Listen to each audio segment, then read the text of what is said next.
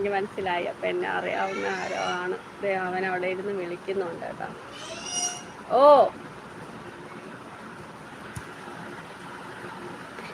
പിള്ളേരുള്ളപ്പോഴൊന്നും ലൈവിൽ കയറാൻ പറ്റില്ല കേട്ടോ. മൊത്തം ഹലാക്കിൻ്റെ അവലിങ് തന്നെയായിരിക്കും പിള്ളേരുള്ളപ്പോൾ കയറി കഴിഞ്ഞാൽ. ഇനി പനിയാണ്ട് വിട്ടില്ല. ഇനിയിപ്പം 17-ാം തീയതി മോക്ക് എക്സാം തുടങ്ങും, മോന് 21-ാം തീയതി. അപ്പം എല്ലാ വർഷവും അങ്ങനെ ആനുവൽ ഡേ നടത്തുന്നത് പിന്നെ ഈ എക്സാം തീരുന്നതിൻ്റെ പിറ്റേന്ന് തന്നെ ആയിരിക്കും. അപ്പോൾ ഈ പ്രാവശ്യം 29-ഓ 30-ാം തീയതി ആണെന്ന് തോന്നുന്നു, നോമ്പും കൂടിയാണ് ആനുവൽ ഡേ നടത്തുന്നത്. രാത്രിയിലാണ്, അതുകൊണ്ട് കുഴപ്പമില്ല. നോമ്പൊക്കെ തുറന്നിട്ട് പരിപാടിക്ക് പോകണം. മോളെ ഒരുക്കാനും ഒക്കെ പോകണം. അവളെ ഡാൻസും കാര്യങ്ങളും ഒക്കെ ഉണ്ട്. അപ്പം നോമ്പായതുകൊണ്ട് ഇന്ന് ഞാൻ വിളിച്ച് ടീച്ചറിനോട് പറഞ്ഞിട്ടുണ്ട് റിഹേഴ്സലിന് വിടണ്ട എന്നുള്ളത്. നിന്നെ എവിടെയോ കണ്ടിട്ടുണ്ടോ എന്ന് തോന്നുന്നു. എന്നെയോ കണ്ടു കാണാൻ ചാൻസ് ഉണ്ട്. ശില്പലൈജു, ഞാനും കൊല്ലമാണ്. ആണോ? കൊല്ലത്ത് എവിടെയാ? ഷാജിത്ത് മിക്കവാറും ഡിസ്മിസ് ചെയ്യും. മിക്കവാറും ഒരു റൂം അവിടെ നോക്കി വെച്ചോ, ഞാനങ്ങോട്ട് വരാൻ പെട്ടിയും ബാഗൊക്കെ മിക്കവാറും പാക്ക് ചെയ്യേണ്ട വരും.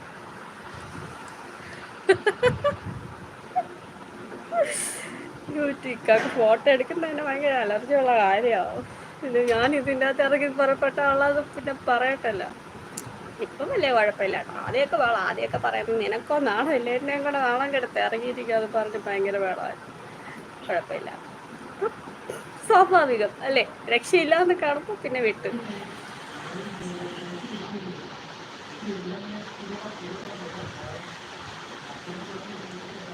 പിന്നെ സമയം എന്തായി? 3 മണിയായോ? ഇന്ന് വൈകിട്ട് എന്താ ഉണ്ടാക്കുന്നത് ഞാൻ ആലോചിക്കുന്നത്. നിങ്ങളെന്താ ഉണ്ടാക്കുന്നത്? നിങ്ങൾ പറ.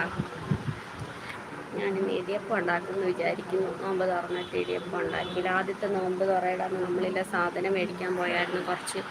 അപ്പോൾ അന്ന് ഇടിയപ്പം അരിപ്പത്തിരിയൊക്കെ കടയിൽ നിന്ന് മേടിച്ചിട്ട് വന്നത്. അന്നത്തെ ദിവസം ചിക്കൻ കറി വെച്ചിട്ടുണ്ടായിരുന്നു. അപ്പോൾ ഇന്ന് ഞാൻ വിചാരിച്ചു ചിക്കൻ ഇരിപ്പുണ്ട്, ചിക്കനും ഇടിയപ്പം ആക്കാം എന്ന് വിചാരിക്കുന്നു. ഞങ്ങൾക്ക് വന്നിട്ട് അവളുടെ അടുത്ത് ചോദിച്ചിട്ട് ആക്കാമെന്ന് വിചാരിച്ചു.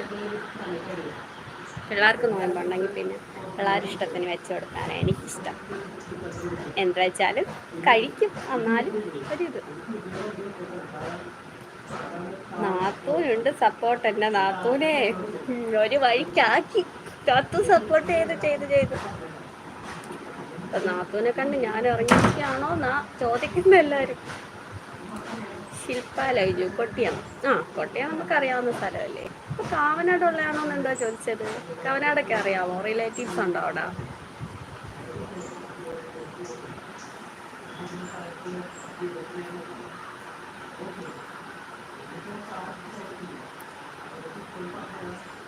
തീർത്ഥമോളെ കണ്ടില്ല കേട്ടോ. ഞാൻ അവൾക്ക് വേണ്ടിയാണ് ലൈവ് കയറിയത് തന്നെ. അവൾ എനിക്ക് മിക്ക എൻ്റെ ഇടുന്ന എന്തുവാ വീഡിയോയ്ക്കൊക്കെ അവൾ വന്ന് മെസ്സേജ് ഇടുന്നുണ്ട്. അവളാണോ എന്നെക്കാട്ടി കൂടുതലാണോ എന്ന് ചേച്ചിന്ന് വിളിച്ചാൽ അവൾ പറഞ്ഞു. അപ്പോഴത്തേക്ക് എന്നെക്കാട്ടി ഇളയതായിരിക്കും, മോളായിരിക്കും. അപ്പം ചേച്ചി എൻ്റെ പേര് തീർത്ഥേന്നൊന്ന് പറയണേ എന്നൊക്കെ പറഞ്ഞായിരുന്നു.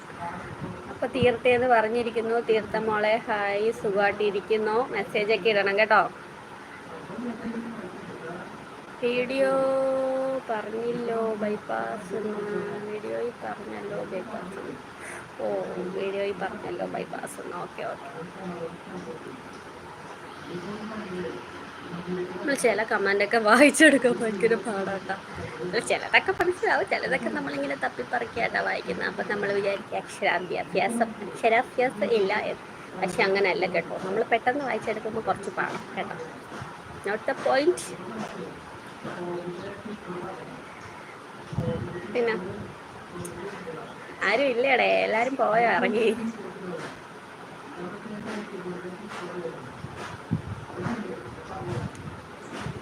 അപ്പം ടാറ്റാ, പിന്നെ കാണാട്ടാ. ഞാൻ ഫസ്റ്റ് ലൈവ് ആയതുകൊണ്ട് എങ്ങനെയാ ഇത് ലൈവ് ഓണാക്കിയാൽ എങ്ങനെ ഇരിക്കും, ആരെങ്കിലും കയറുമോ എന്നൊക്കെ ഒന്ന് അറിയാൻ വേണ്ടി ഞാൻ ലൈവ് ഇട്ട് നോക്കിയതാണ്. ഇനി സമയം കിട്ടുമ്പോൾ വരാം കേട്ടോ, നമുക്ക് സംസാരിക്കാം. അപ്പം ടാറ്റാ, ബായ്. എല്ലാവർക്കും ഒരു എന്താ പറയുക, റമളാൻ മുബാറക്. എല്ലാവരും വൈകിട്ടത്തെ നോമ്പിൻ്റെ